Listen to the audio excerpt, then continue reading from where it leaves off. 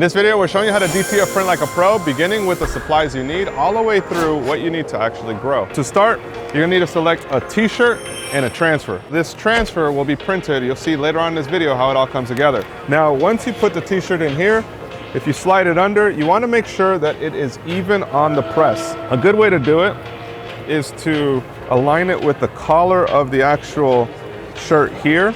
And you also wanna make sure it's hanging off on the sides in a similar way. And then you wanna make sure you have the right heat on the heat press. We're waiting for this to turn up to about 300 degrees, and we wanna have firm to medium pressure, but we're gonna pre-press first. About a 10-second pre-press. Now what's important here is to just make sure that you're getting the moisture out. That's what the pre-press is doing, is getting all the moisture out of the fabrics. This is nice and hot. So now we're gonna take this, and the trick for this is just to make sure that you know where the center of your design is. This design is pretty much centered since it's a triangle, so you can easily eyeball it right there. You're gonna bring that in, and you're gonna lay it with the center of the tag. So it's like you have an invisible, imaginary line through here, and now we'll bring this down. Get yourself one of these Teflon sheets. These come in handy, as this will actually make sure that the design does not get stuck to the platen.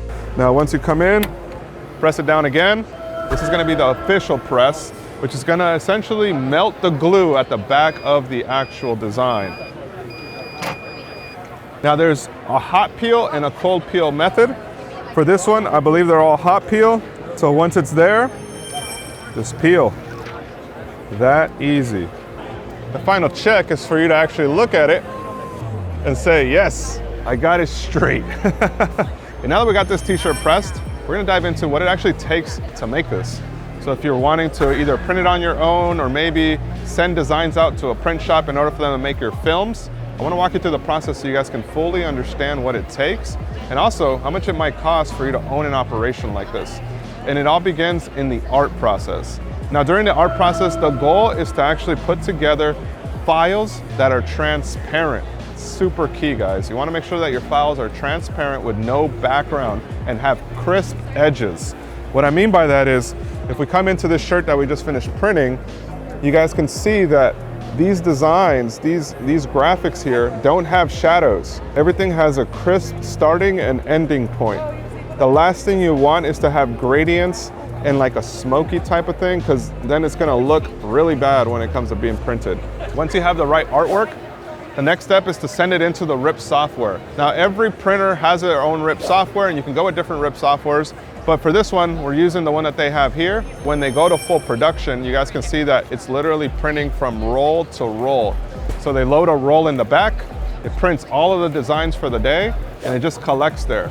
As soon as that roll is completed, that roll is removed, and it's actually taken to the table cutter. But before we dive into how these are cut, I want to touch on something that's very important for you as a designer or somebody that's making shirts to know in order to get the perfect color when using DTF.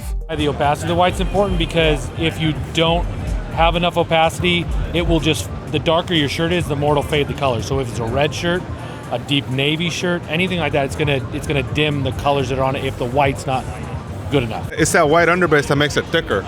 It is. It's one of the biggest components of why DTF transfers can feel really thick, is if there's too much white underbase. And so I like to call it the Goldilocks zone. It's where you're just using just enough, where it protects the colors from the shirt color below, but not so much that it feels horrible. So when people are printing using their machines, is that something they have to adjust each time depending on what's printing, or what do you recommend? No, generally I recommend like one setting, especially if they're selling transfers, just one setting. And what's that setting? For dark. For dark. So the funny thing is, I can't give you a number that would work on every machine. It's machine specific. So I encourage people to do like tests where they print a bunch of images of different white underbases and then look at it, and you can tell where it starts to fade a little bit. So you do that.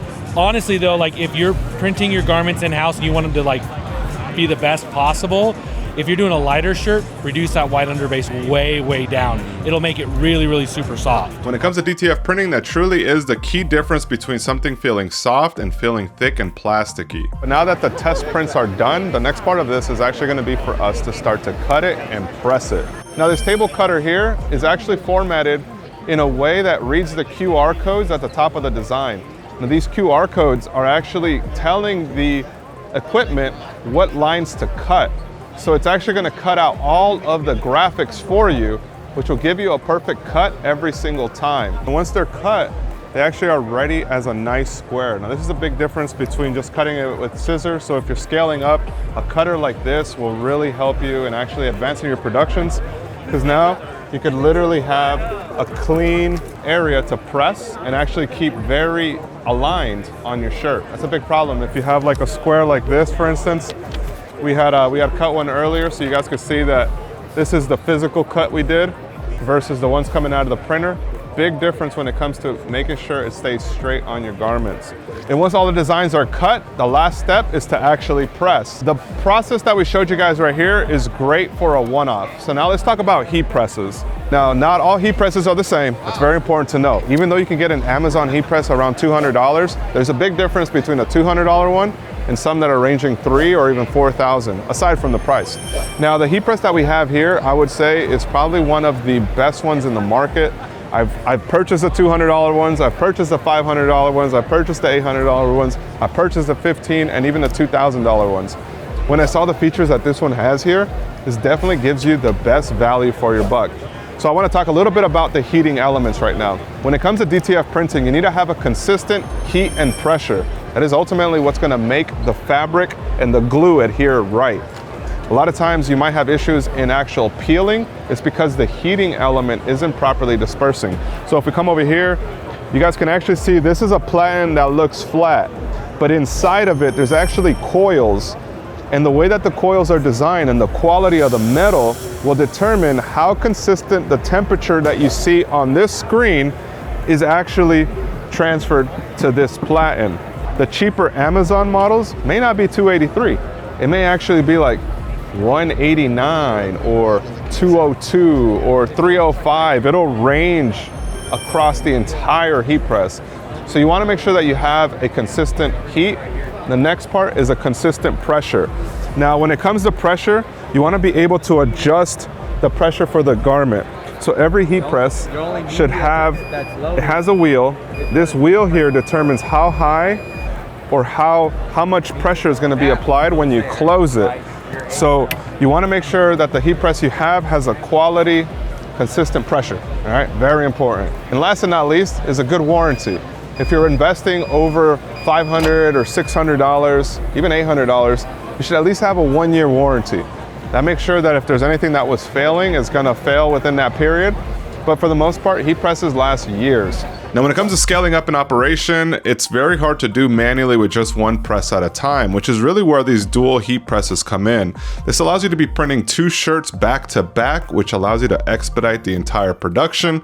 And to really streamline and be effective, you can then invest into a t-shirt bagging machine like this. This t-shirt bagging machine allows you to essentially bag a t-shirt in under 10 seconds, which means that in an hour you can bag over 300 shirts. Now, I really wish that they had this for my house. And since we were limited on time at the show, we actually brought some samples back to finish up this collection and show you how it all turned out. Now, I gotta admit, I'm super impressed with the quality that DTF Station DTF printers actually do. We were able to peel it with no issues on the entire garments that we printed here. And as you can see, in minutes, we are now printing like a pro. You can print on a variety of different fabrics as well as colors of garments, all with DTF printing. Now, when it comes to potential profit and cost of goods sold, now it all really depends on the type of blank that you're using. So if you go with a more elevated blank, you're looking at paying anywhere between $6 to $8 for the t-shirt itself. The print on its own is going to cost you a couple cents, maybe less than $1 all in.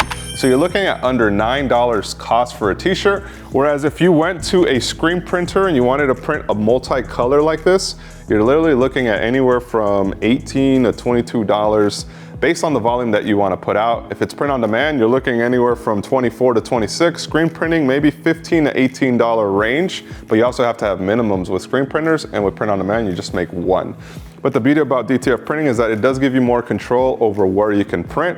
And if you're working with somebody that's a street crafter that's making it in your community, they can literally help customize your garments, all literally with a heat press. So this is an entire game-changing technology. It's been out for a couple years now, but the beauty about it is that things are only getting better and better. The printers themselves are getting more sharp. They're allowing you to do a lot more creative things, and more importantly, they're lasting a very long time. That's the beauty about printing from home, is that you could definitely compete with the professionals out there as long as you are able to learn the craft and not be afraid to get your hands dirty.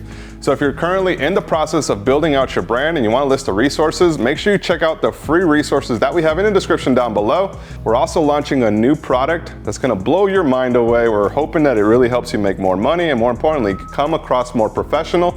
That's gonna be launched in the next couple weeks. So make sure you subscribe to the email list through the streetcrafter.com website. You guys will get the news first. And if you enjoyed this type of video, make sure you hit that subscribe and let us know what type of content we should make in the near future. See you then.